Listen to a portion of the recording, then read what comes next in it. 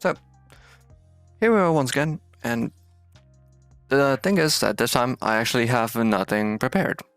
For the last two streams that I did, I had an idea, well, at least a semblance of an idea of what I wanted to do. Basically, just cover some of the races that I wanted to include in my world, well, my D&D world, just making sure of that. And I ended up doing that, but it's not that I got bored of it, but I just wanted to do something different this time.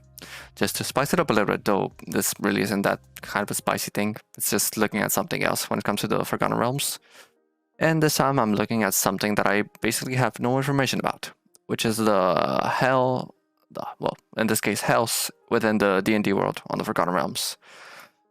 I didn't know until my last days of research, quote-unquote research, obviously watching YouTube videos, that apparently there are 9 hells when it comes to the world of D&D, starting from Avernus and going all the way down to I don't know what the hell. That was a funny pun, if you got it. So today I'm just gonna researching upon some video articles, well, videos maybe. I'm not really sure about that. I just don't want to get copyright struck and just get my channel taken down for no reason. But I'm gonna start looking at some wiki articles, some other sites that I can find when it comes to D&D information. I'm just gonna see what exactly I can find about it and see how much of what is within the basic lore of the Forgotten Realms that I can use for my original world. Since I'm not planning on taking everything, I do plan to take some ideas. I might not even have 9 hells as a whole. I might have just a plane for hell, but I have to look a little bit more into it in case I do want to take some information from it.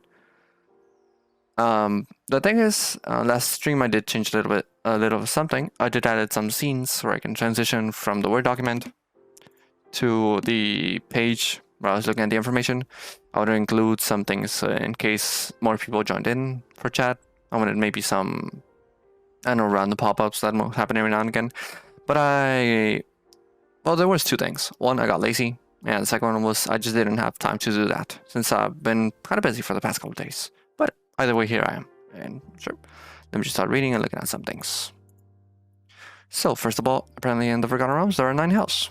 That is good information to know.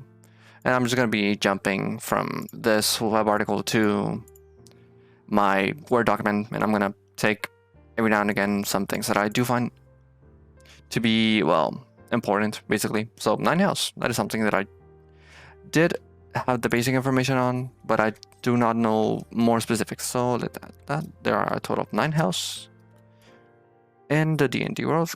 Well, in the case of the Forgotten Realms, since there are other expansions and other homebrew worlds that do change it. So there are 9 hells in total. And let me add some bullet points so I can add the 9 of them. That's 1, 2, 3, 4, 5, 6, 7, 8, and 9. And let me make some spaces between those so I can start separating the information on that. I'm going to check this whole article as a whole, and then I'm going to start taking some information from the excerpts from the actual pages dedicated to each of the realms, so I can get a little more in depth into whatever I do think might be useful. So let me check that. Let me just add a couple of more spaces, and then we're good on that. And one thing I did notice from my past stream is that I do have a habit of speaking a little bit fast, and it happens more often when I'm kind of nervous and I'm not really used to this kind of thing, since this is basically the 3rd stream that I've done. So well, that's forgiveness on that one. And I'm trying to get better at it. I'm trying to announce more of my words and go a little bit more slow when it comes to that.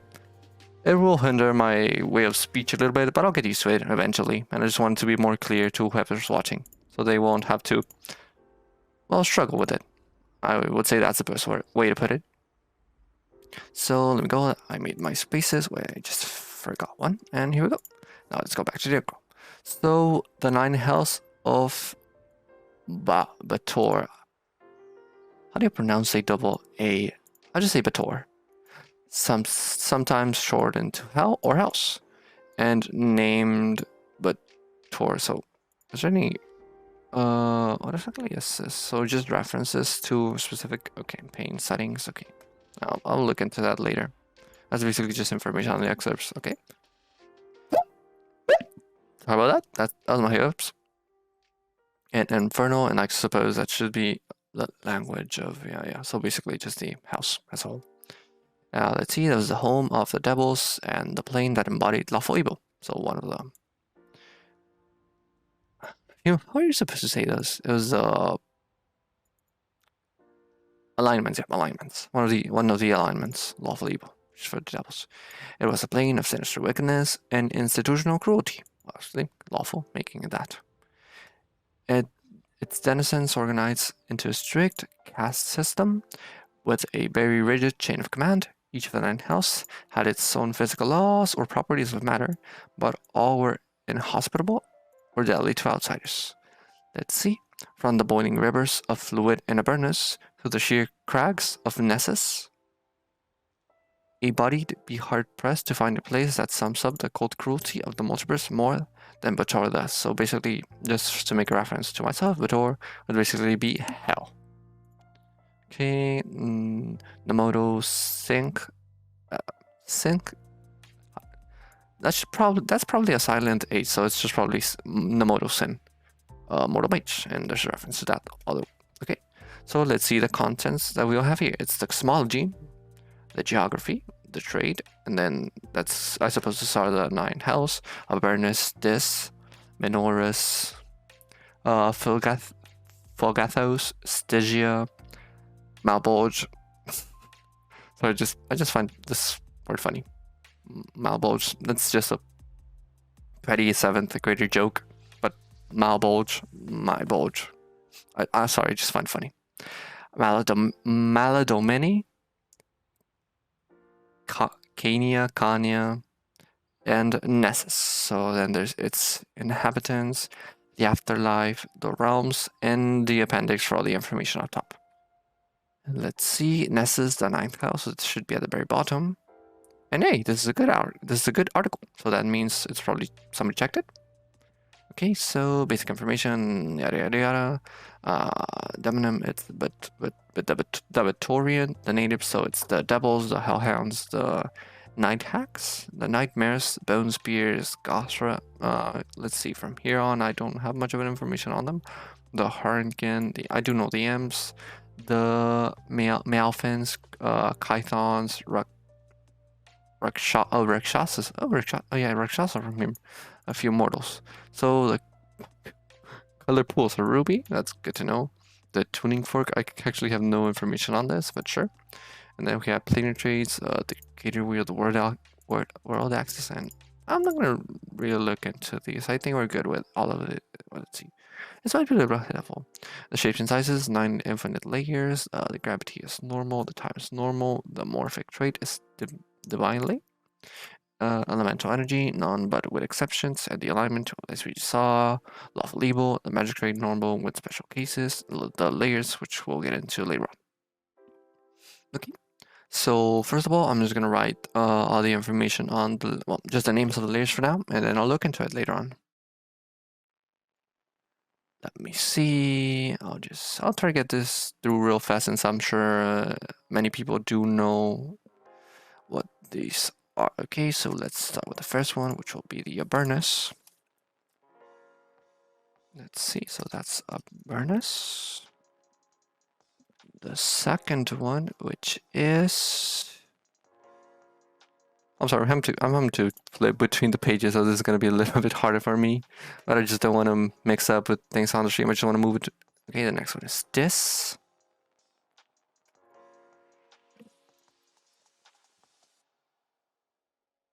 Okay, then up next, we have Minoris.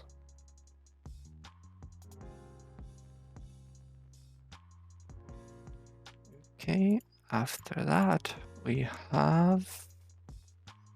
I'm probably going to have a hard time pronouncing this. I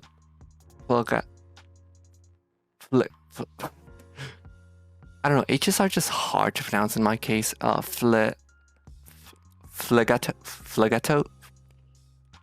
Why am I wrong with the T then? Phlegathos. I'll just say Phlegat. You know what? I'll just take it from here. I don't want to have problems with it. I'll just take it from here. I'll just copy paste, so I won't have to waste a lot of time with that. Let me just do that real quick, not to take a lot of your system and my time as well. Just a Copy and paste. Let me go back. Let's go Stygia. Much easier to pronounce than the last one. Well, mostly in my case. I put that here.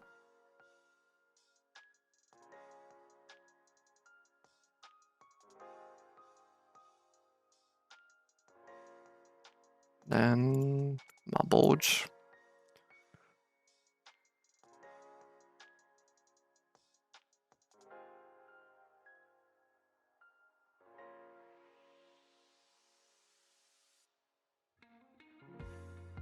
Okay, and after that we have Melody.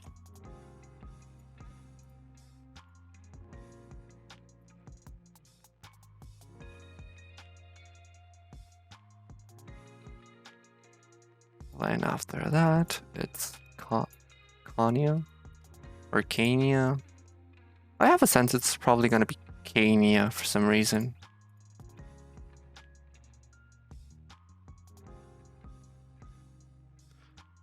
And lastly, we have Nessus. Okay, so we're good with the copying and pasting. Just add a small space, and then that'll be it. Right, we're good with that. Now I have it all. I've added all 9 of them. So now let's go over here to the top where we were previously. Okay. So now let's go to the cosmology. Okay, the great wheel cosmology model place the 9 hells in the outer planes. Okay, I do have a semblance of an idea where that is, but I do not know the exact. So let's just take a little gander into it. Oh yeah, it was this, the great wheel of cosmology. So let's see. That should be. Oh, wait, let me check that once again exactly where it was since I lost track of it. So that was okay. Model place the 9 hells in the outer planes between Gehenna and Acheron. So let me look at it once again. Where is that exactly? In the outer planes. So that should be upper planes. Okay, in the outer planes. So along this side. Oh, there we go. The 9 hells over here. The outer planes within Acheron and Gehenna. So I do plan to use a semblance of this cosmology, but not exactly it as a whole. I probably do want to have a material plane, the Feywild, Shadowfell as well. But I do want to have a little bit of a twist to them: air, water, fire, and earth as well for the elemental planes. And some of the planes here, let's see, something akin to the 9 hells, probably something akin to the Pandemonium, something akin to the Abyss as well, Limbo. And for the most part, I think those are the ones which I have some semblance of information on them, which I at the moment want to use. But when I do start researching the Great Wheel of Cosmology, I might look into some of the planes and might decide to add them. But for now, just having a semblance of an idea to where this is might be good for now. So let's go back to this, okay? With additional connections to concordant opposition and the astral plane. Each hell was a different infinite layer interconnected at boundaries, much like a 9-layered cake. The lowest point of one layer manifests barriers that exited high above the surface of the next layer. The river Styx flowed through the first layer of Avernus, and also the 5th layer, Stygia, before crossing over into Gehenna. When the Great Wheel models was overshadowed by the World Tree Cosmology model, so that's, I suppose that's another model that shows them the river Styx was renamed the River of Blood, and it flowed through all of the fiendish planes except for the Supreme Throne and the Demon Web Pits, originated in the Abyss, passing through the Blood Rift. Okay, so right now I'm listening to a lot. Well, I'm reading and listening at the same time to a bunch of things that I have no idea about, and which is why I'm basically doing this, to search for information that I can use for my own world, since I do not know most of the lore when it comes to the hells. And I'm sure some of these things I'm going to have to research them individually to get to know a little bit more information about them. Let's see, the Blood Rift, an unusual plane that connected the Abyss with the 9 hells, bringing the layers even closer to their arch nemesis, the demons, resulting in the Blood War. Here's where I do have a little bit of information about that. I do know that the current lore of D&D, demons and devils are still fighting. Over what exactly, I do not know. But I do know that at the current present lore, they are fighting a war to reign control. Basically, I think the demons were trying to reign control over the hells, which is the devils' control. I think that's right. I'm not going to double check myself since I'll just say it's right for now. I'll also get into it later on, but it's good to know that it was called the Blood War. That's a tidbit of information that I did not know. Layers were still described as being infinite, but with a central pit of finite size that opened to the next lower layer in a tired fashion, with a drop of many miles between layers. Cosmologists verified portals between the Ninth House and the Barons of Doom and Despair in Clangor, and by agreement with Calimbor to the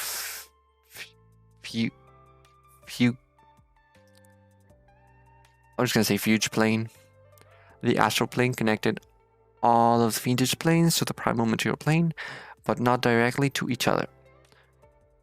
So, basically, after reading that whole sentence, I got basically nothing.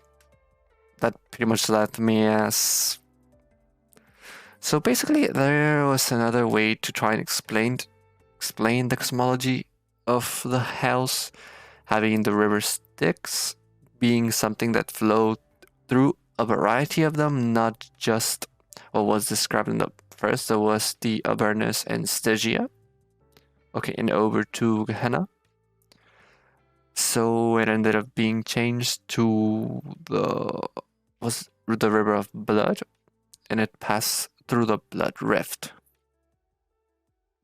I think this was one of the reasons why I wanted to create my own house, since it was going to be complicated to get to know all of this information. This is basically geographical information when it comes to the cosmology of it, which is quite hard to get without having a visual reference. In my case, I'm more of a visual and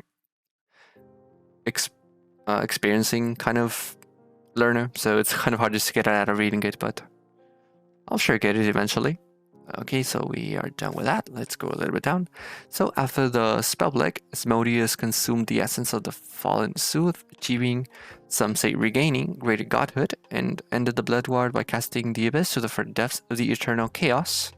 The World Access Cosmology model described the Ninth House as an astral domain floating in the astral sea, no longer of finite size, nor consisting of layers, ruled by Asmodeus and his eight archdevil vassals. Once again, the river Styx flowed through the Ninth House and the Abyss, but then emptied its pollution into the astral sea. Okay, so that might just be the way that I'm reading it, but let's suppose that the Great Wheel of Cosmology was the first way to describe it, but after a bunch of changes within the geography and the way that the house were run and the power of Asmodeus himself, they ended up changing it, separating themselves in some way from those domains, and now they are floating within the astral sea. Yeah, I got a little bit of... I kind of get it, but at the same time, I think I absolutely do not get it. Which I guess it's fine, since I am probably not going to use this as a whole. But hey, at least it's something, and I do get the references of the river Styx, and that's basically from Greek mythology, and I do know a little bit about that. Not enough to be able to use it as a whole, but I do get some semblance of information from it. Now let's go to the geography. Now we are finally talking about the geography of it, not exactly the way the planes move around, which I think will be much easier to understand. So from all of this, is there anything that I can add to my Word document? I don't think so. I will probably just be confusing myself seeing all of this. I'm sure this is pretty vital information to the cosmology of it as a whole, since it's literally written here, but at this current point in time, I don't think I'm going to use many of the things found here, basically. So I'll just leave it. I'll just leave it as with a huge question mark for now, and I'll go ahead and look at the geography. And now we have a map of it, so this will help me quite a lot, since as I said, I'm much more of a visual learner. So seeing it here will be much more helpful. Okay, so now geography. Each of the Nine Hells was unique and usually mirrored the malevolent characteristics of its ruler. Or perhaps the archdevils were shaped by the domain they schemed to control. No one can be certain. In earlier cosmologies, each hell was a separate infinite layer rigidly joined to its neighbors by barriers at fixed locations. Okay, so this ties into what we saw in the cosmology section, which is so basically, okay, I think I might be able to get it as a reading to geography, so let's move forward with that. Okay, in earlier cosmologies, each hell was a separate infinite layer rigidly joined to its neighbors by barriers at fixed locations.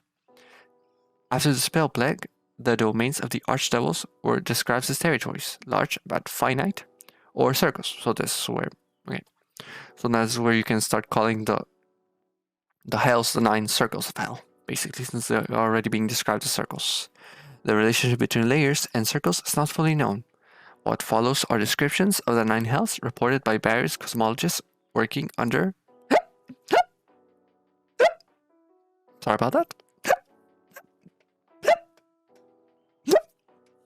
Yep, sorry about that.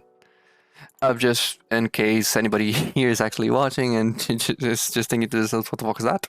I do have a chronic problem. In my case, it's chronic hiccups. I haven't gotten checked with a doctor, but for some reason, I every now and again do get a couple of hiccups in quite a large succession. They just don't stop, and they'll happen every now and again. So sorry about that.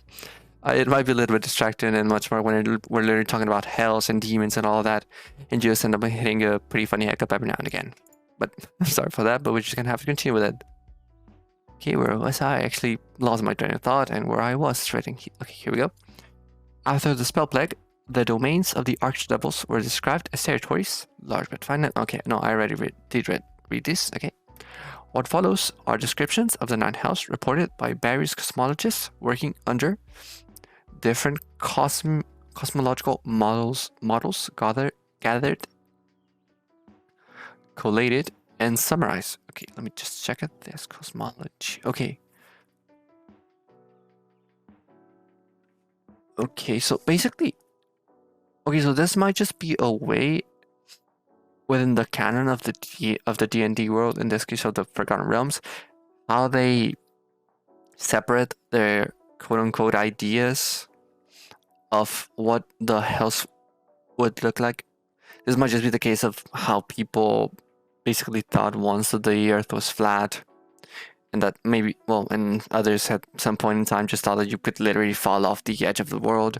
Maybe that just might be different ideas of what they might think is the way to look at the world in the most, I don't know, standardized viewpoint that they might have with the information that they have gotten. So this is basically just a within lore. So that's actually I actually really like this. It's basically just within lore. This is what they know and what they have gathered from it. So they just don't give it to you as a whole. It's the kind of thing like, okay, so this is what we have researched, this is what we have found ourselves. I actually really like this as a way to explain the world. This is the kind of thing that I would do. I wouldn't give them like a full-blown map of it. I'll just be like, hey, so the researchers who have literally dedicated their life to this, they've been able to find this, they found these connections, they find this models to explain the cosmology of it, which I really like. So let's go ahead and continue.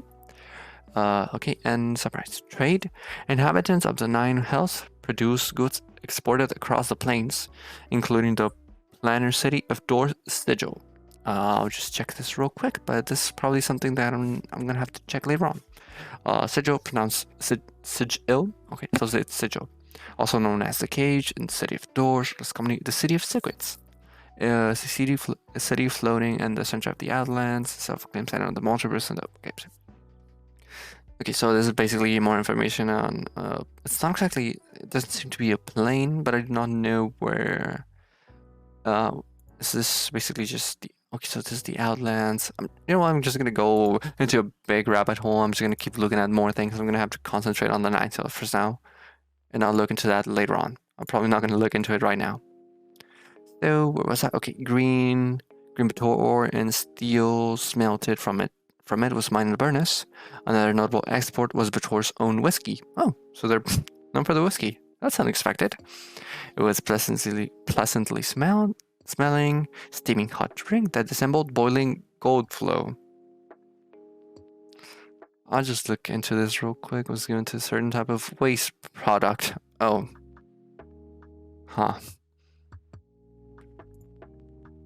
Okay, that's weird, but I'll get it. It's where a place where devils come from, so I don't know.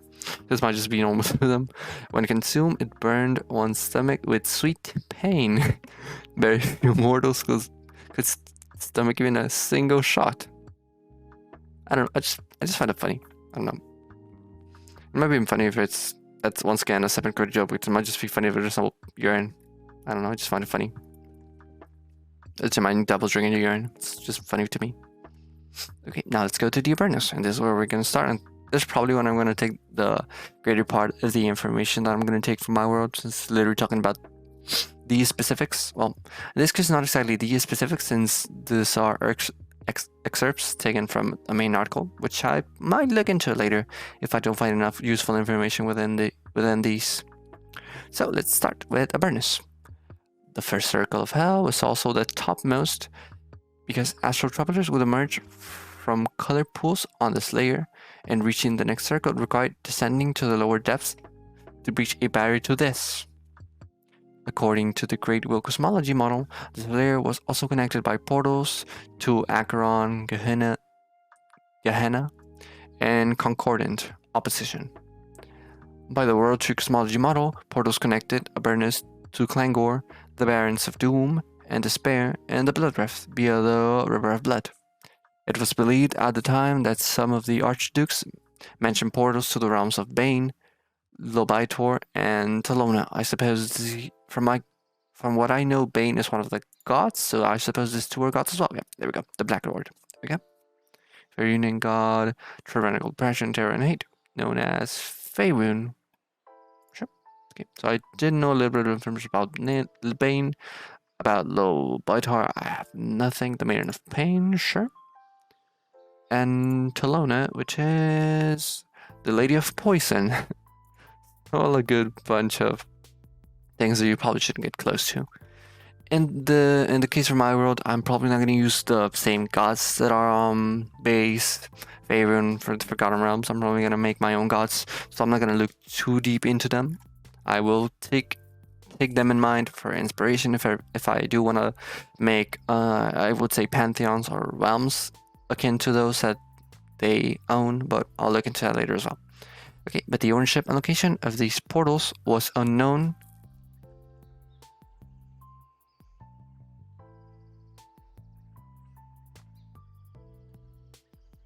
Let's see, Solic, SJ, let's see how I want to offer promotion for channel abuse. Thank you very much for the offer, but at the moment I'm not really planning on promoting myself. I'm just doing this for basically fun. I just want to be able to take my ideas outside of my head, just be able to speak open-mindedly about them in a manner where I can go ahead and watch this back. If I ever do have an idea that I didn't put in, might as well just find people out there who are looking for something similar. So I'm basically just doing this for fun, so thanks for the offer, but I'm probably not going to take it, but thank you very much for it. Then let's go back. Where was I actually? Yep, there we go. We were right over here. Okay. It was believed at the time that some of the archdukes maintained portals to the realm. I read this, but the ownership declaration portals was unknown. Okay. The world axis cosmology model posits the 9 hells were isolated with no direct connections, except via the river Styx to the abyss. Travelers on the astral sea who did not follow the Styx likely found themselves falling out of the sky above Avernus to a fire death. By all accounts, Avernus was a desolate wasteland with rocky terrain, sparse, twisted vegetation, concealed snake pits, cave-in warrens, volcanoes, and rivers of magma. The sky was starless, full of choking smoke, and glowing a dark red due to balls of flammable gas that floated about a streaked across the atmosphere, randomly exploding as a fireball. During the blood water burners echoed with the marching of legions of devils, troops preparing for the next campaign against the demons of the abyss. The ground was littered with the detritus of countless battles, the blood trickling out of the ground in vein-like streams, eventually flowing into the river Styx. So basically, once again, I do not have most of an idea of where exactly this. So I now get the idea of what Avernus is physically within what would you call the scenery of it. But once again, since we have all of the world axis cosmology, let me look at it. I have to look at them little by little. Let's see the world tree cosmology and all of that, and the great wheel cosmology. So this is basically ways to look at the. So I'm just gonna take the information of what it looks like when it comes to just the basic descriptions of it, since I'm probably not gonna be able to take much about its connections to the planes and all that, since that's basically within the 3 tiers of cosmologies I can see over here. So let's see what I can take from here. Avernus was a desolate wasteland with dark terrain, sparse, all of this. Okay, let me stop at here. Floating through, randomly floating as a fireball. Probably just gonna take this, since after that is some lore about the Blood War that I'm probably not gonna replicate within my world. So I just want the basic description of it that I can use later on. And from what I actually do know about the lore of D&D is supposedly Tiamat. I think that was a proper way to pronounce the name. The 5-headed dragon, the Queen of Dragons, was supposed to be stationed here, protecting the descent from the Avernus to this. That is the last thing that I was able to research when it comes to. Actually, that was not even research on the Pels, but I was more research upon Tiamat herself. Let's see if it is anyway mentioned later on, but it's probably not. But I did end up finding that information in some video that I watched a while ago. Okay, now we're going down to this, the second layer of the house. The second circle pile, when described as its own layer, was a flat, barren plain containing little more than black, stagnant rivers, stretching for thousands of miles until it reached some rolling hills. The sky was a cloudy dull green, shot through with lightning. In the center of this plain rose the iron city of this, several miles in height and hundreds of miles wide. The foul rivers radiated from a moat big enough to be called a lake surrounding the iron city. The world tree view of the Iron City was much the same but bigger, having been expanded by countless minions following this Spitter's grand plan. That should be lore that I do not know, so I'll ignore it for now. The walls of the buildings and the stone of the streets glowing. Sorry about that. What was that? Okay. Streets glowing the dull red of hot iron. More than brief skin contact resulted in severe burns. Prisoners of war, tormented underlings, criminals, and kidnapped victims were kept in underground dungeons, where their wails and woes could be heard filtering up through small bends in the iron walls. Above it all rose the Iron Tower, where Despoter sat and schemed untouchable. In the world axis view, the city of this was enclosed in a huge cavern accessible from Avernus through a tremendous iron gate in the side of the mountain. So in this case, I'm probably gonna ignore the view of the world axis, since I do like much more the one from the world tree, in the case that it was just a pretty big fortress that housed a lot of people. Well, basically a lot of devils. And as it said here, a lot of minions, a lot of criminals, underlings, and prisoners of war. So I do find the idea of having a ginormous city full of devils to be quite intriguing, and you might be able to do a lot with it. So let's see, let me check where I can start taking some information from. So, okay, it was a flat, barren plain containing a little more than black stagnant rivers stretching thousands of miles. The sky was a cloudy yada yada yada. Rose the iron city of this, several wide, the fat rivers and surrounding the city. Yeah, I'll take it all the way to here. I'll just take this information and I'll paste it on the Word document, just to take this for later on when I Actually do plan to do a little bit more when it comes to those. Right now I'm just doing basic research about them so I can get an idea about what exactly they are. And as I said, I actually do not even know if I'm going to have the 9 hells as a whole within my world, which is why I'm just taking the basic information from them. And after that, we have Minoris. Okay, the third hell. Minoris as a layer was described as an endless bog of biopollution. So the Potter 2, hey, how's it going? Hope you're having a good night. I'm just looking at some things about the House of D&D. Let's see, Minoris as a layer was described as an endless bog of biopollution, decaying bodies in rotting marsh, repeatedly drenched in rain, sleet, and hailstorms. The soggy bones turned the cyst-ridden swampland made movement very difficult, and was only broken occasionally by serpentine ridges of volcanic rock. Hey, hope your D&D night went well. Anything good happened? Anything you want to share?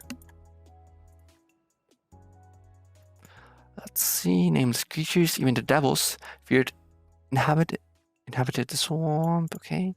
Minoris was a realm. As a realm was dedicated as a board with low bolted cavern connected to this. Unoily water percolated through the roof of the cave and rained down upon swamps, deserts of mud, and oozing black soil, pockmarked by rubbing fumaroles and mud geysers. Minoris was also the name of the city built on black stone by Mammon. On the treacherous surface of this place, only the ceaseless efforts of thousands of minions enslaved prevent the city from sinking and being consumed by the bog. The city of Jangling Heather, also known as the City of Chains, hung by massive links of chains above the noisome fen and was roofed by chitons. So I suppose this is one of what I saw previously. This was a race. Yep, there we go. Chain devils or chitons were sadistic devils that conduce agonizing torture. Yeah, that makes sense for you have chain devils, and it's literally built upon chains.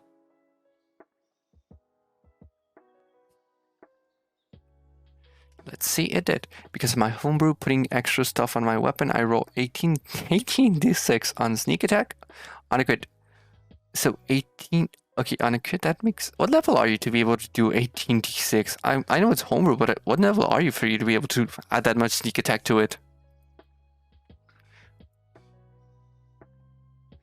Let's see, okay, so basic information, just to get an idea of what Minoris is. So it should be a huge fog-like biome, with rotting marshes, decaying bodies, and a bunch of pollution, and a whole city dangling upon chains. So Mammon, I think I've heard this. So this should be the arc. Yeah, there we go. That is the arc double, I think, for this one. Okay, so nameless creatures. Okay, so let's see what I can take from this. Okay, let's see. 16 base is 8d6, and I have an additional 1d6, so 96 base with double. That's a lot, actually. 60. So that's a level.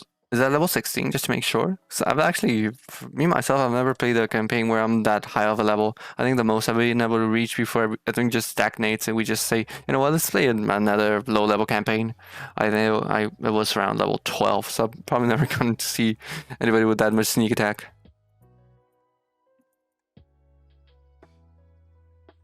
Let's see, so, okay, let's see. So it is an endless bog of biopollution, decaying bodies in rotting marsh, repeatedly drenched by rain, sleet, and hailstorms. We're taking this, nameless creature, and even the devils feared, inhabited the swamp, and always So this is just basically a bunch of descriptions, which I will take since they're not the most detailed descriptions, but I can take a little bit of it. I'll take all of that. Let me just remove the numbers since I have no need for the references. Since in this document I'm not going to be able to look at that. And let me take this as well. City Beyond Blackstone by Mammon. I will not include this about Mammon since I'm probably not going to use that.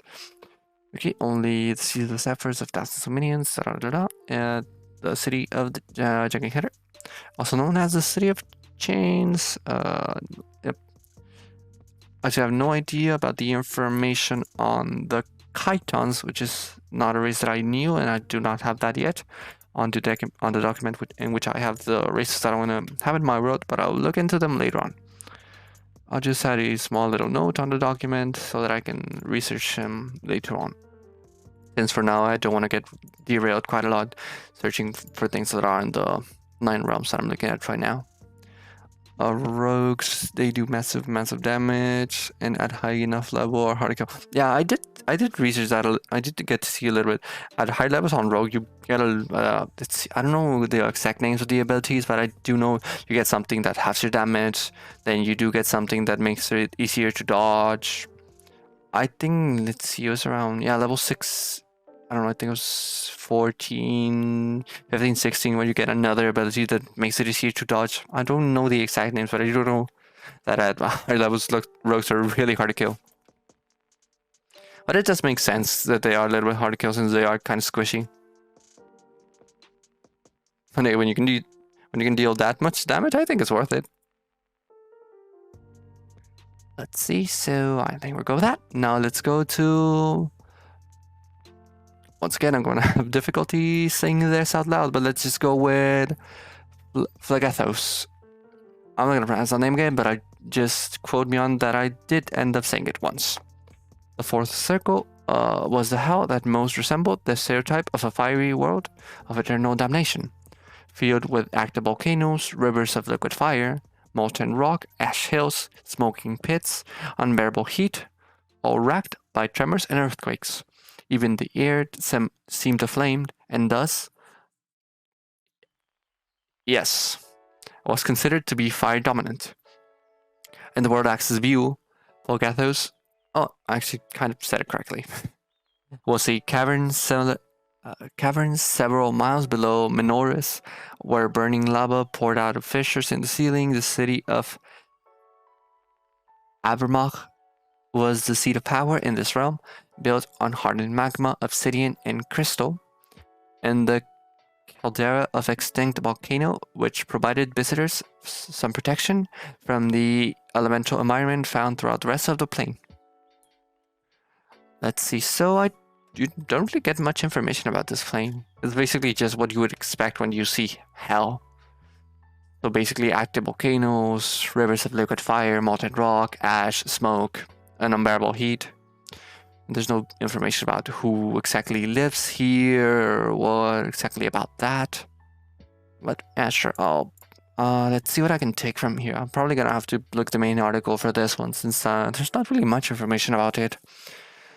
In case on over here for Minoris, though I'm not gonna use it, I still do get information about the Archdevil that controls it. Sorry about that. Let's see. Okay, so resemble the Tipicaru fight. We're gonna take all this information. Let me just see if there's anything over here. This is basically the world axis, which isn't something that I do. Okay, and the city of Abermach was the seat of power. So there's not enough information here for me to want to take. I'm sorry, I didn't want to click on Obsidian. There isn't much information about the city of Abermach on its own for me to want to just keep it. In the case for the jangling hitter, it's literally a floating city suspended by chains, and that I do find that to be pretty cool, so I'm gonna take it. But in this case, I don't really find the city to be that much interesting since there's not much to see on it. So I'll maybe look into that later on. Let me just take the first information that I got from the Word document, and then we'll move on to Stygia. Let me just make a couple of spaces in the document since I'm not taking this, neither this, and there we go. Okay, let me just see that real fast. Let's see, level 5 you get the ability to heavy damage. I think I didn't know about that one. At level 7 you get the ability to take no damage from spells like Fireball if you succeed a dex save. Oh, so that's literally, you just don't take damage from spells. Okay, that's actually pretty broken. And it's not a dex save, okay. And as a rogue you're gonna get that as well. That just makes it easier. At level 14, you get blind sense as long as you can hear creatures, even invisible. You can tell within 10 feet of you. and level 18. As long as you're not incapacitated, opponents can have advantage on attacks against you. Oh yeah, if you're playing at level 18 and people can take advantage on against you, I think that's pretty fair to give it that such an ability. But wow, level 7, you actually just had a high chance to not get hit by fireball. That's actually pretty good. Level 14, you get blind sense as long as you can hear creatures. Even invisible, you can tell within 100 feet of you. Huh. I actually didn't know about that you get blind sense. That's actually pretty good. Especially since you're gonna have to get in. And as a rogue, you probably don't want to get ambushed yourself. So that's pretty good as well. As it currently stands, I haven't really researched when it comes to the, well, basically classes for two things. One is that I want to get done with the, well, basically the setting of my world and all of the regions, all of the inhabitants of it before I start getting into classes, since I'm gonna have to balance that in some way depending if I'm gonna add anything important to that.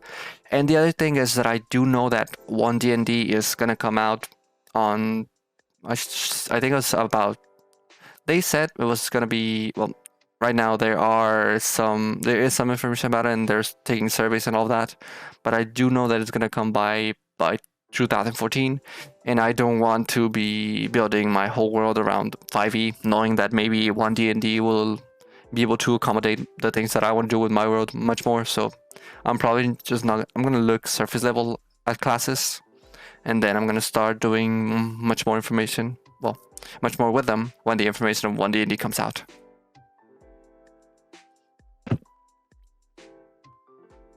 Yeah, actually, I think the first D&D campaign that I played in, it was a Arcane Trickster, though it wasn't a campaign that ran for much. I think we just, because of scheduling issues and a bunch of other stuff, well, and basically the big old COVID, we were able to play for around, I think it was like 3 sessions. I think we got to level 3, so I wasn't really able to see much of the things that Rogue was able to offer. But as of now, and what you told me, it's a pretty good class, and I have to go ahead and nerf them in my world, but I'll just think about it. I have to look more into them. But that's just a joke. I don't really plan on going ahead and nerfing things that people might enjoy. I'll do look into it, make some tweaks if something is a little bit too OP, but nah. Probably not. Let's see the campaign. I'm starting at level 14, so I'm getting to see how dangerous I am.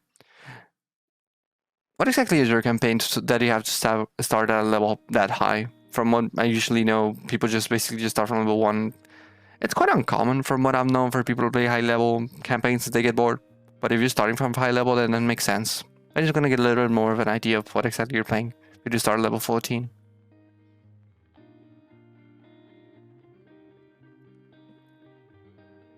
Okay, let's see. 1D&D is nerfing Rogue. Sneak attack can only be done on your turn. How exactly does the current sneak attack work? I don't really remember that right now. From what I can remember, you were able to, let's see, that was, yeah, on your turn, right? Were you able to use sneak attack on somebody else's turn, something like that? Let's see, now let's go down and let's go with Stygia. The complete opposite of, yep, not say that.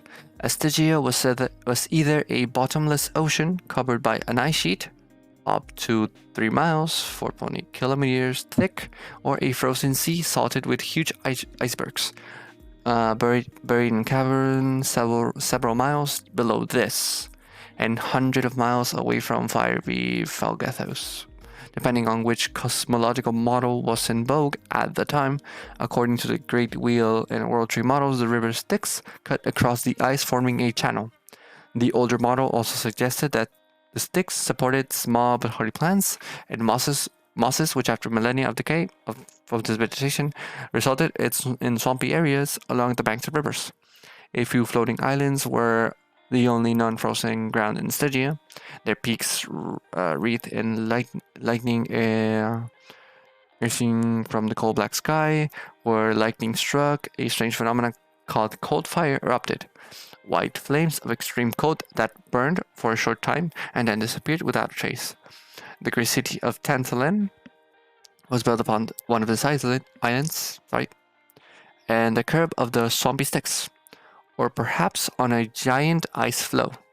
Due to the proximity of the Styx, Tenslin was a cross-planar trading post for those brave enough to attempt navigating the treacherous river. So basically, you're just going from a from literal hell, as it's basically described, and most people know it as, to a frozen solid place. Oh, that's quite the contrast to it. Let's see. So it's just I'm probably not gonna take the whole bottomless ocean covered in ice sheets. I probably do want to make it a little bit more as the second description. A frozen sea salted with huge icebergs, making some of those icebergs livable islands buried in a cavern several miles below this and 100 miles. Yep. Let's see from South Potter. It's worded currently in such a way that you can sneak attack on your turn. If you have an attack of opportunity, you can sneak attack of that. You can sneak attack of a sentinel triggered attack too likely. Oh.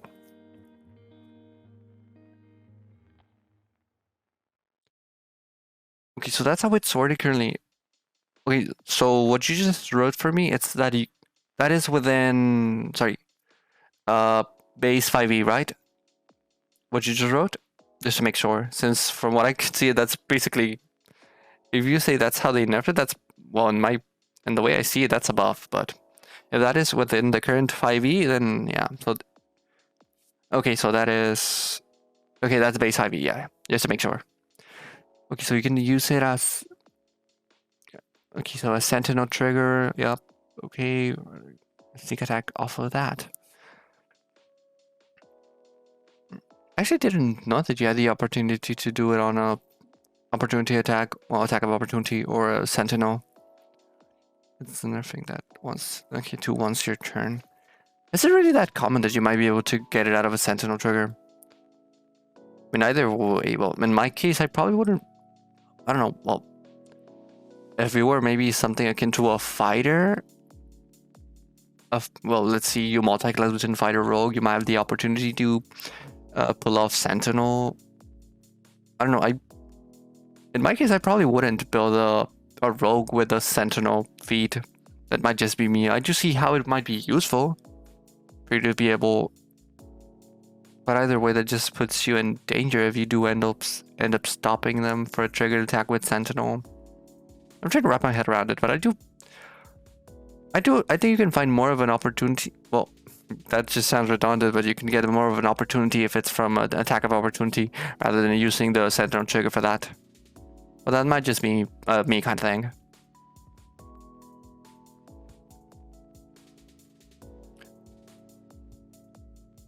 Okay, so you're taking Sentinel at level 19 because of, oh, co-fight a lot, okay.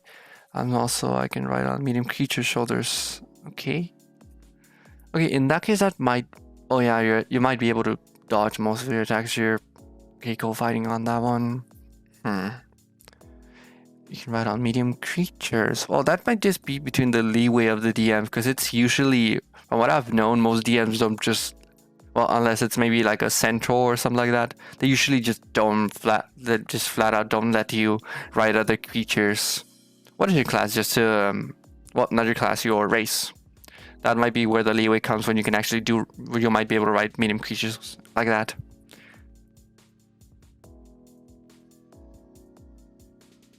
Let's see, let's go down. That's, I really don't want to laugh at this. That's just on me. I just see it bulge. My bulge. Why do I have the sense of humor of a fucking 5-year-old? Okay, let's see. I took Warcaster tonight as my level 16 feat. Okay, so you're adding Warcaster as well.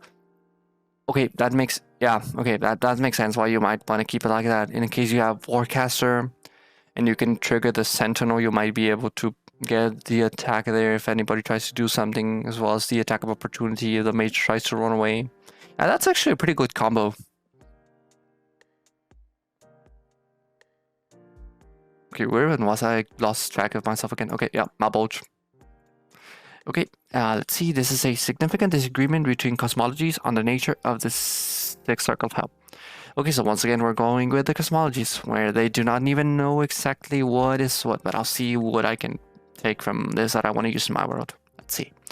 As a great wheel layer, Maboj was a gargantuan tumble of angular black stone blocks, each block ranging in size from a small city to a large metropolis, that formed a pile of hundreds of miles thick. The randomly tilted and ill-fitting blocks were honeycombed with angular passages and caverns, causing non-flying travelers to frequently need mountaineering skills and risk avalanches. Stinking clouds of vapor rose up from the depths of the lit sky with the color of blood, causing cosmologists to speculate that the blocks of Malboj may have rested on an infinite sea of lava. Corroborating reports have been heard of flammable materials left in the ground, spontaneously combusting. Most habitats in Malboj were copper-clad fortresses built from black stone. The world view of this layer was similar to the Great Wheel Plain of Gehenna, a steep, infinite, craggy incline, often subject to avalanches that crushed most anything that got in the way. The copper shed readouts were teardrop-shaped, or otherwise engineered to deflect tumbling boulders, but even those could not long withstand a direct hit from a major avalanche. In the world axis cosmology view, Malboj was another huge cavern connected to Stygia by icy canals that run hundreds of miles before reaching their destination. A former godling inhabitant had shaped the realm into a vast garden with fountains, towers, reflecting pools, and all manner of landscaping delights. With the coming of the devils, Malboj was still beautiful on the surface, but creeping corruption permeated the realm, tossing the beauty for burning the architecture and poisoning the pools. So basically now we have three really different ways of viewing the Circle of Hell. So I'm just going to see which one I like the most. So a gargantuan tumble of angular blocks, angular black stone blocks, each block ranging in size from a small city to a large metropolis that formed a pile of hundreds of miles thick. The randomly tilted, ill-fitting blocks were honeycombed with angular passages and caverns, causing non-flying travelers to frequently need. Yeah, I'm probably not going to use this part of the information since it is kind of convoluted, and I do want to have a, let's say, canonical way in which you can cross between the circles of hell. Obviously, you can just use portals, and traveling to a portal is really easy since you can just go from one circle to the other. But I might want to add a little bit more of a flair to it, so maybe going with the world axis view, and you literally have to go through a huge cavern of icy canals that runs you through here. I find that to be a much better idea when it comes to lore and interconnectivity for the world. Let's see, Warcaster is just an amazing spellcaster feat. Advantage on Constitution saving throws to maintain concentration and concentration spells. Attack of Opportunities can be a spell, and you can do somatic parts of spells without putting your weapon away.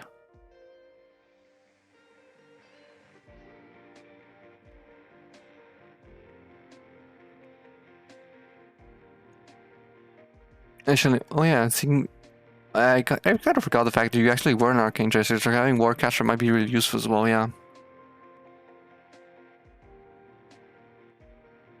Yeah, advantage on Constitution saving throws. Let's see, Attack of Opportunities can be a spell. Actually, I don't know the part where Attacks of Opportunity could be a spell. That I did not know. You can do somatic parts of spells without putting your weapon away. That's actually really useful as well. Wait. Is there any way that you could use this?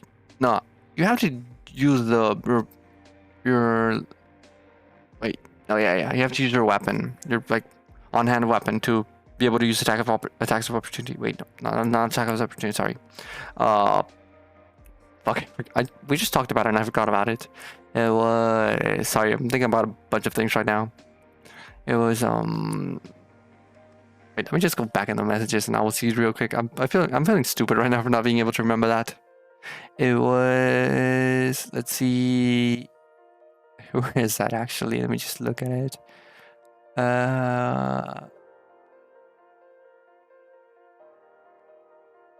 Sneak attack. There we go. It was sneak attack. I do not know why I couldn't remember. That was the most basic thing about the about the rogues being able to use sneak attack. The thing I was going to ask you: are you able to in any way use sneak attack on a spell? That might be a little bit too overpowered, so I think probably not. But just asking, just to make sure, because if you can, that might be something you might want to do every now and again. Might be pretty useful. But from the way it is, I probably do think you have to use your on hand or maybe offhand to do the attack for that. Let's see. So I'm probably going to take, yep, it was the World Axis Cosmology. There we go.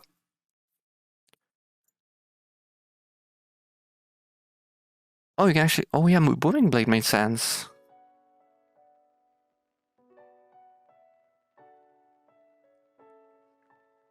Finesse or ranged. Okay, there we go. Yeah, that makes sense, yeah.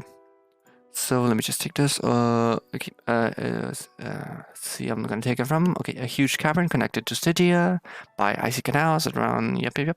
All this, and yeah. So I'm basically not taking anything from. I might take a little bit of the description from over here, just so that I don't add nothing. This is basically just a way to pass through it. So maybe having that might not be the worst idea possible. So I'm gonna take the huge interconnection between both of these, Stygia and Nabolj. And I'm gonna take the description. Let me just check this one real quick. Steep, infinite, craggy incline of. I think this one is much more descriptive when it comes to that.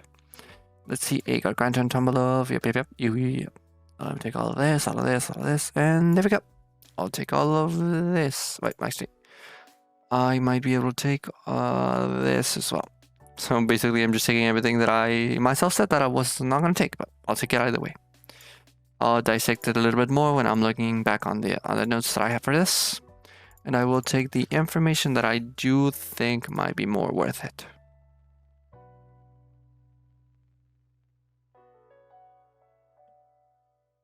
Let's see, Booming Blade is like a usually standard cantrip for arcane tricksters because it's a melee spell that does damage, and even more if the creature willingly moves before the start of your next turn, you can sneak attack. Oh, you can sneak attack off it as well. Sorry? Sorry about that. I don't know, it's right now it's worse than usual. Might be from the nervousness, probably. It's not usually this often that it happens. Okay, so you actually do get the sneak. So is the sneak attack like an extra sneak attack in case they try to run from you? So let's say that you ended up hiding, you got the sneak attack, you got the roll properly. So you go in, you attack with Booming Blade, you use your sneak attack there, and well wait, no, you have to get it back again before you can leave. So wait, yeah. From what I can remember, you do have to trigger the sneak attack before you go in. So if you ended up using it for the attack roll, then you wouldn't be able to use it on the Booming Blade. But if you just go in and use Booming Blade as an attack, then you take it. And would you add the sneak attack also to when he tries to move? I think that's the kind of conclusion that got to it. So you would use sneak attack after he. Okay, let me just check that. So for example, you cast Booming Blade. Yep. You attack, so damage, Booming Blade damage, and then sneak attack. Oh, okay.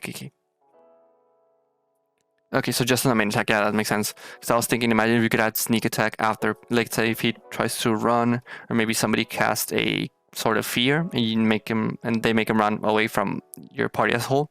You might be able to trigger sneak attack again, but that's again something that's pretty broken. Probably something that they saw, so they're probably not gonna do.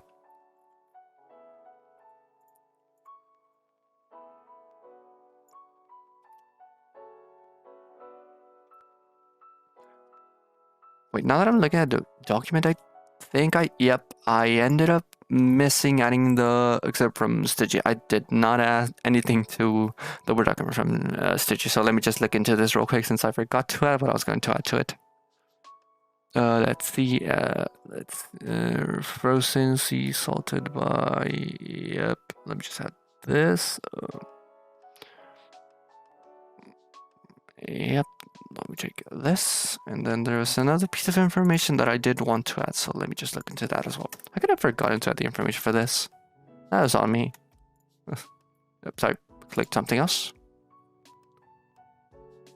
Let's see if you've floating islands where the non-person ground in Syria, the peaks, yep, all of this.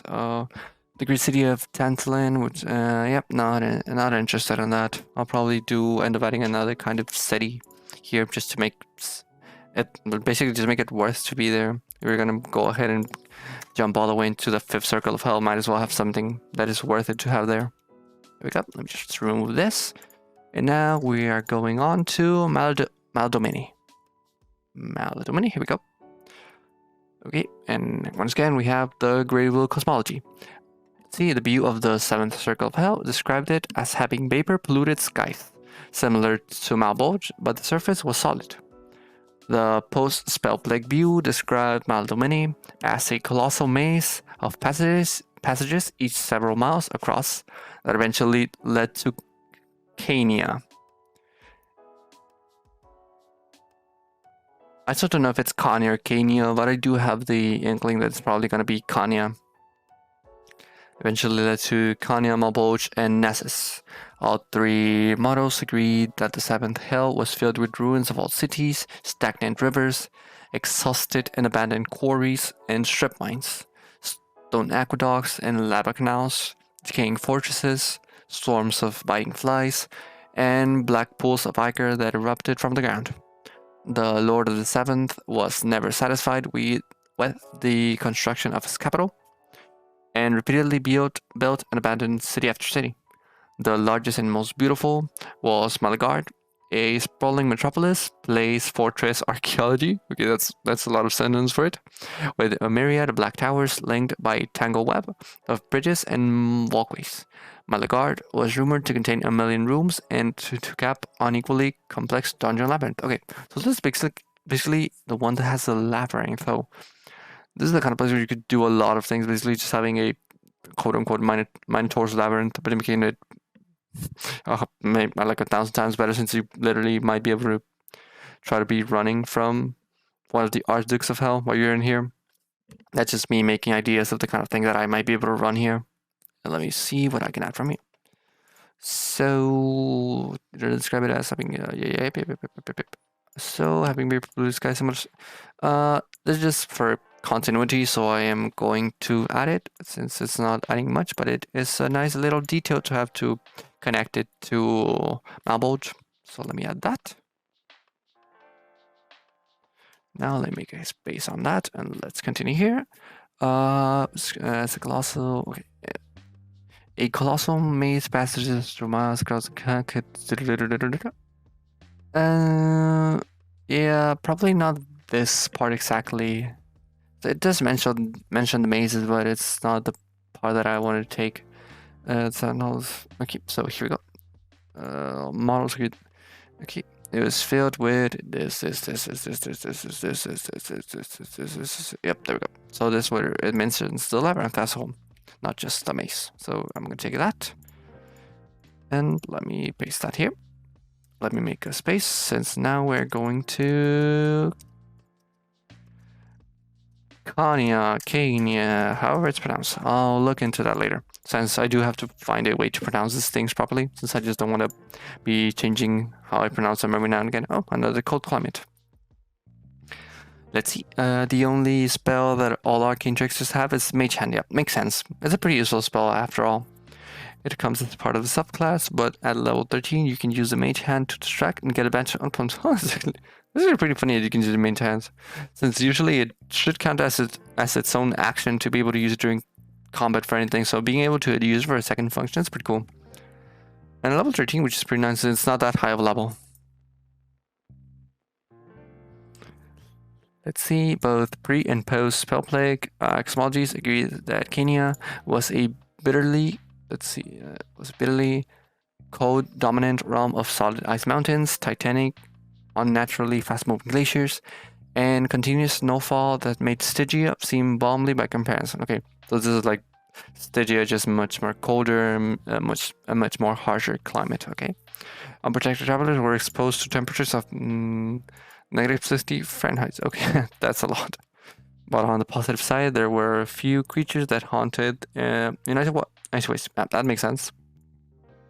I'm sure that not many creatures might be able to survive there.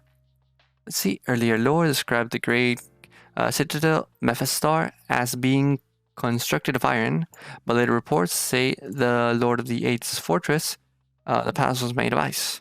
All accounts seem to agree the tower had a heated, luxurious interior and sat atop a gargantuan glacier called Nargis, whose speed and movement were under the control of Mephistopheles himself. So basically, you have a castle slash fortress that is literally on a moving iceberg that the Archduke can move out of his own well. That's fucking amazing. Actually, I think this might be my favorite one out of all of them as of now. I still have to check Nessus, but as of now, I really like this. Let's see. So let me just take the information that I want. Okay, so bitterly. So I'm basically taking everything. I think it's the first time that I'm basically taking everything other than just the spell play, since I'm probably not going to use that. Let's see. Let me add that here.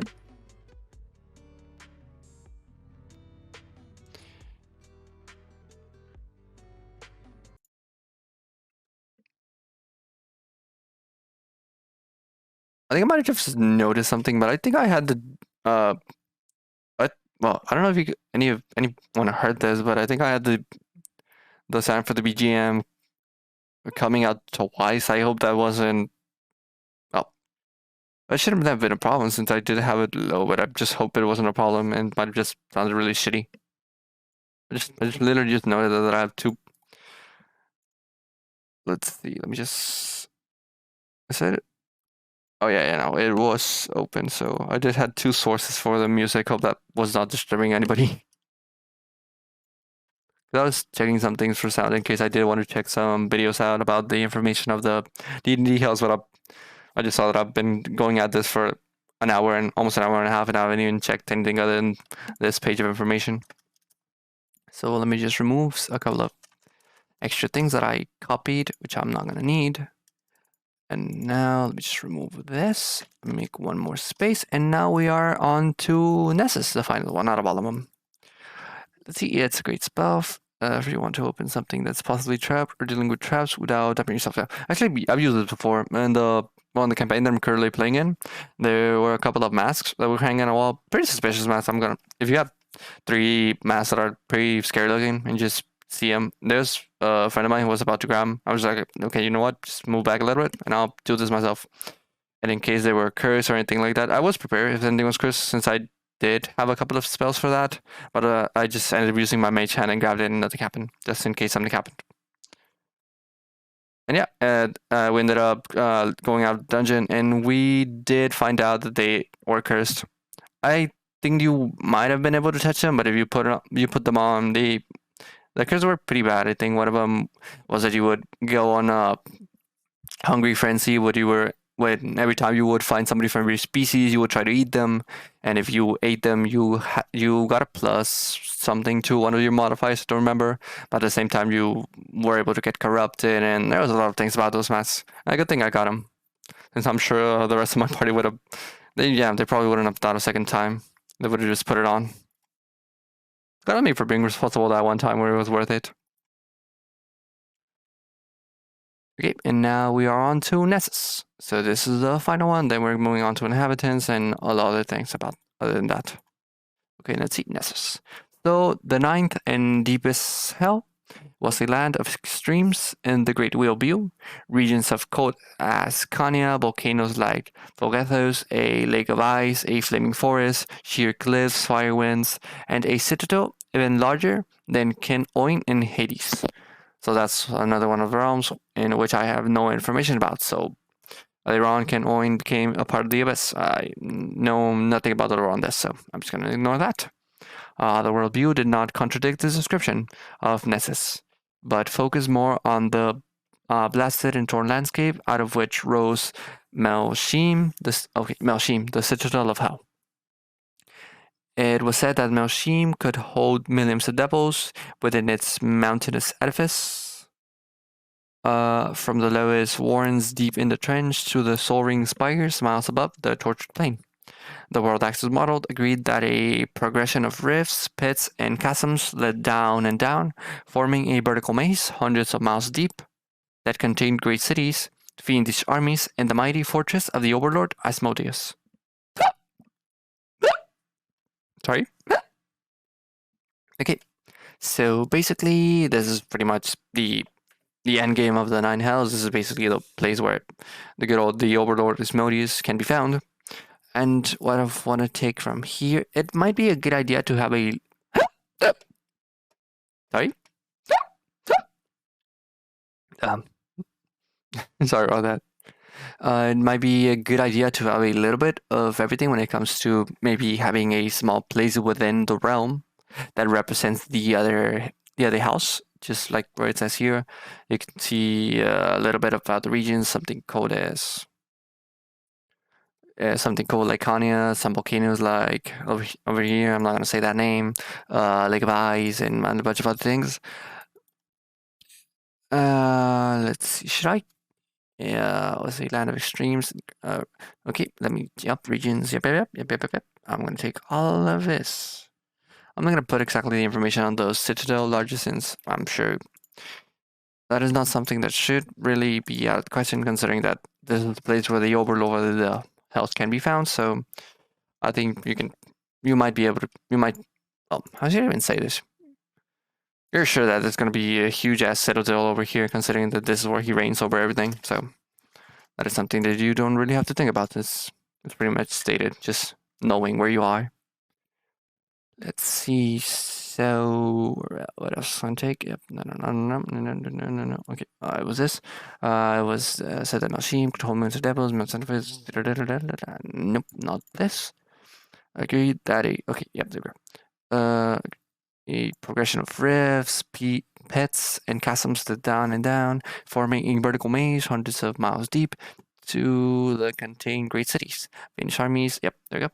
I'll take this, since I do think this is important information. And if you want to make this a little bit hard to traverse, having a lot of mazes, having a lot of cliffs, having a lot of places where you can get lost in might be able to help with that. So let me just have that one last thing. And yep, there we go. With that, I have a basic rundown of the Nine Hells. Well, that's good to get a little bit of information. I might be able to, I might just do this on my own time, since it's just a lot of nitty gritty things that I have to get down. Maybe look into the main articles, but for now, I just did want to get a little bit of basic information. Might as well do it on stream, since I thought it might be enjoyable to anybody coming around.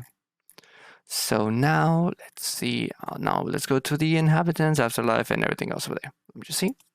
The other grade to the spell, I have a counter spell. That is a massive spell. That is a game changer, a lifesaver. That is one of the best spells that I've seen. And I have checked the list of spells basically for I think, what was it, a 4th level spell? I think it was counter spell. But I know it's under a 5th level spell. But it is one of the best spells that you can take. Sure, if they're shooting at you a spell that is a much higher level, you still have a chance to be able to save yourself from it. And of course, if you're in a campaign as high as 14th level, then I'm sure you're going to be able to cast a counterspell at a pretty good rate. So it might be able to help a lot in a lot of situations. I'm sure it's going to come in handy more than once.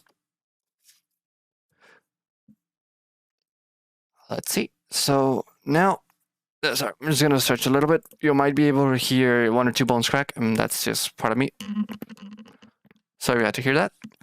I'm just a pretty crunchy person in general. Oh, that hurt. I would be stretching, but I'm probably not going to stream for more than 2 hours, so I'm sure I can deal with it. But let's see. Now let's go back to the inhabitants. Maynargal devils. Yep, sure. Let's see. The principal inhabitants of the Nine Hells, Bator, were the devils. Yep, and there's a bunch of reference for that. And their offsprings. And varieties too numerous to catalog here. Yeah, of course. See the main article for descriptions. The myriad devil kind. Unlike the demons from the abyss, the devils were highly organized in their quest for power and status, scheming and plotting, power plays, coups, and assassinations. In addition to the devils, this plane was home to bone spears, Gothra, and a bunch of other races. I'm gonna probably have to research those another time as well, since that's gonna be a bunch of notes that I'm gonna have to take when it comes to the specifics of each and every race. Let's see, so that's it for the inhabitants. Now let's go to the afterlife. And I'm sure this is gonna be pretty important and a recurring thing within D&D, being able, well, since you literally have to, well, let's see if it talks about it, and then I'll talk about it myself. Beliefs about the journey of souls to the afterlife changed with the shifting cosmologies. Yeah, there we go once again. The cosmologies and how they shifted around the information that we had canonically within the D&D world. And the crystal sphere in which one resides. In some worlds, lawful evil souls were automatically destined for the hells and arrived as mindless. What is a new privus? Oh yeah. Oh yeah, I do know this. I did not know that was the name for them. Okay, yeah. So yeah, apparently from what I was able to research, what I was able to glean at from the videos that I watch, is that once you are sent to hell, of course you are basically reborn as this, and from this on you have to. Since hell consists of hierarchies, you were supposed to move up in the ranks of the hells, as well as doing, well, quote unquote, evil deeds, just basically devilish deeds, so that you could ascend into those ranks and you could change from this to an actual devil. So this is basically how you start within the realms of hell. I think you were supposed to be born from a pool of some kind, and then you would raise from this to an actual devil. But that's something I have to research later on as well. I'm just gonna see what they have here as well. Or if they were a semi-intelligent let me check this as well. Okay, that's the. But this might be the one where they spawn from the pool, so I'm not exactly sure. It was either the Lemirs or the New Parabos. I'm just gonna pronounce it like that. I'm not sure about the exact name. Okay. For mortals of realm space, however, souls first travels to the fugue plane, where they awaited escort to their final rest on the plane of their primary deity. So yeah, that's important. Basically, this is most likely for you to be able to escape the house if you actually did pledge yourself to a deity. So yeah, there's that. While waiting, devils were allowed to bargain with the souls, playing on their fears and doubts to get them to agree that becoming a lemur. Oh, there we go. So you do end up being reborn in the house as a lemur. So there we go. That's clarification that I needed. With a chance for promotion. There we go. Was a better option than their suspected fate. Stronger, crafty souls might negotiate a deal that reduced their time as lemur or bestow a boon or punishment on those they left behind.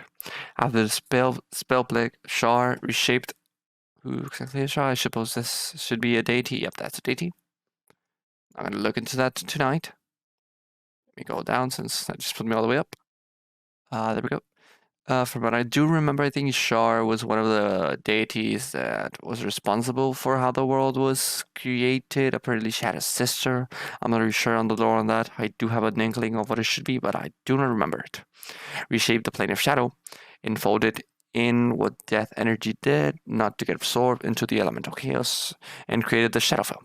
According to the World Access view, souls on their way to the afterlife started their journey in the Shadowfell. Sorry, I had something coming through. Most made it to the fake plane to await judgment, but a few remained between or were lost. And yeah, I think I noticed that there, once again, something in my throat. Let me just, I'm going to mute real quick. So that might, yep.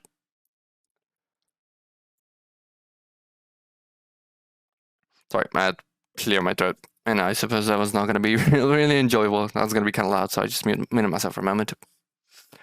Okay, yep. So basically, yeah, so there was a way for you to be able to be reborn as a devil. You were supposed to start off as a lemur for a certain amount of time. I think that was supposed to be probably thousands, if not millions of years. Maybe a little bit less. And the hells were a really, how should I say this?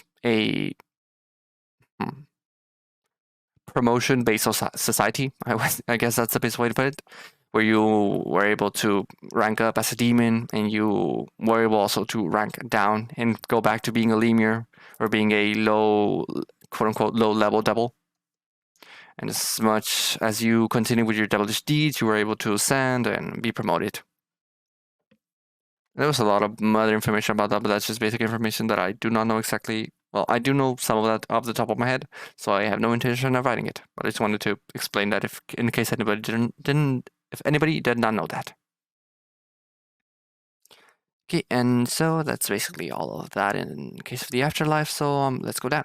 And now the realms. Okay, the 9 circles of hell were each ruled by an archdevil, and we ended up knowing about some of those. We did hear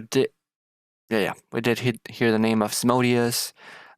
You probably might have heard of Beelzebub before. He's one of them. We also have, let me go down the list. We did end up hearing about some of these. I didn't know there were that many. We did hear from Mammon, from Mephistopheles. Is there anybody else? I think that I thought there was one more that we had heard from, but sure, I'll leave it as that. So yep, let's see. Archdevil of great power, but the 9 hells were also the home of other powerful beings at various points in the history of. Okay, so that's why there are more than 9 names here, considering that there were multiple of this kind before. And this information that I'm not gonna look at it right now, since it's just basically lore upon the 9 realms of hell. That I might get some inspiration from these, but I do not have any intention of using them as a whole for my world. So I'll just look into that later on. And we're pretty much done with that. So, see also Lords of the 9. Yep, that's basically it's the archdevils that we have for each of them. Yeah. But I'm not going to look into that right now. If I ever do need some inspiration for the demons that I do want to have in my world that reign over it, I will look into that. But for now, I think we're good on that. And so that is the basic information of the 9 hells. We still have this back, so now we know the Averno is basically the entrance of the house. We have this, the first quote-unquote civilized part of hell, where you actually do have a giant city, if I remember correctly. Just check it out real quick. Yeah, the Iron City. There we go. Then I cheated a little bit, but I did see what was Minoris, since I kind of forgot about it. Minoris was the giant swamp-like biome. Fogathos, which was the quote-unquote mountainous, well, not exactly mountainous, but volcanic region. Then it was Stygia, which was more filled with glaciers and a bunch of cold climates. Let me just check that if I'm correct on that. Yep, there we go. Actually got that right.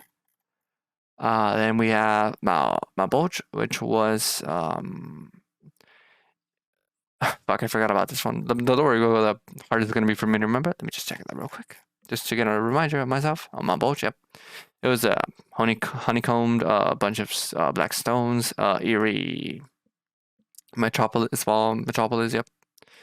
Honeycombed angular passages, yeah, yep. Then Maldomini, the huge labyrinth.